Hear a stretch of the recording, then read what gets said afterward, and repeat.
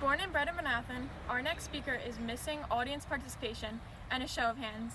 Meanwhile, I gotta admit that sometimes the audience participation here at Duncan got me like, and there are so many show of hands going around here. Isabelle ends up appreciating the solitude. I want me some of that. Here giving her speech to an empty backyard is Isabelle Klein.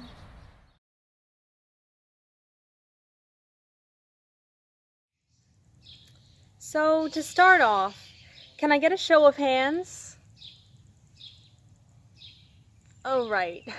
I might have to rethink that part, seeing as I'm public speaking to an empty backyard. So, we'll skip the intro, and the rest should be fine. But what about that really clever interactive line on page 2? I think that one's essential to the message. And what about the funny parts? That's gonna be awkward when there's nobody to laugh. There's nobody to react at all.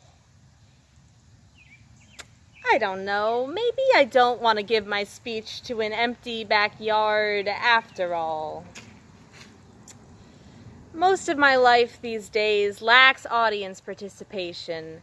It's a good thing that I never relied on outside validation anyway. Well, okay, maybe just a little. You know, quarantine has got me asking new questions about the role of the audience and its effects on the behaviors of the actress. For example, a thought-provoking question courtesy of the 2020 COVID-19 pandemic. Why do I shower? Do I actually care about being clean? Or do I only shower if people are gonna smell me? And another great question posed by the pandemic. Would I like to give my speech to an empty backyard? What a funny idea, really, and almost kind of edgy. It's almost like I'm speaking in the year 5020, where I am the sole survivor of a zombie apocalypse, where mine are the only eyes to watch the toilet paper tumbleweeds go chasing swirls of dust down the long, deserted streets, where there aren't even zombies left to hear my information, and I'm the only one on Earth who knows the word participation. There would be no raising of hands then, nobody to laugh at the funny parts, but as a speaker of the Oratorical 5020, would I give my speech anyway? Hard to say. You see, I'm so used to an audience, to seeing and being seen. Some days I gobble up feedback like it's the only thing that feeds me, and I don't think I'm alone. No, these days it's all too easy to stand expectantly on the stage of life, waiting for flowers or tomatoes to tell us if we're doing it right. Because without the audience, how will we know how good we are? How will we know whether we're funny if no one else is laughing? How will we know whether we're charming if no one else is liking? And how will we know whether we're pretty if no one else is looking? Right?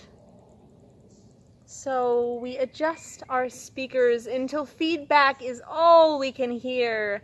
The good, the bad, all mixed up into a gray roar that is relatively tuneless, but which we wouldn't tune out for the world. Because without that audience participation, how will we know how good we are? And without that audience energy, how will we bring ourselves to do anything? But some days, the crowd goes silent.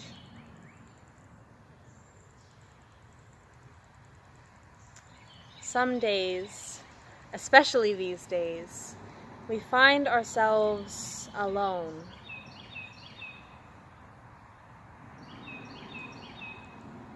What then? Does all worth, all meaning, all sense of direction we were feeling go poof? Well, if there's one thing these quarantines have given me, besides a few notable hypotheses about the psychology of showering, it's more perspective on being alone. And being alone, I've paid my respects to lethargy and loneliness, but I've also realized something. It goes kind of like this. Sometimes it's important, the things we do just by ourselves, the music we find comfort in when no one is around, the journal entries that we write that never see the light of day, the ones we only ever share with those little coffee stains in our notebooks. It's connection that we crave, it's true, but I believe there's still value in singing in the shower, or laughing at our own jokes, or just sitting in the corner of the garden where the wind goes to think. Or maybe even giving speeches to empty backyards. All I know is sometimes when I melt into a book, or take a walk under a quiet sky speckled with birds, sometimes being alone means being at peace. You know, there's something freeing in being alone, in just being. In being and learning to let go of that need, that ravenous need to know how we're seen. There's peace in letting go. So, seeing as I can't get a show of hands right now, I'll just pose the question and let you think it to yourselves. Would you give your speech to an empty backyard? I would.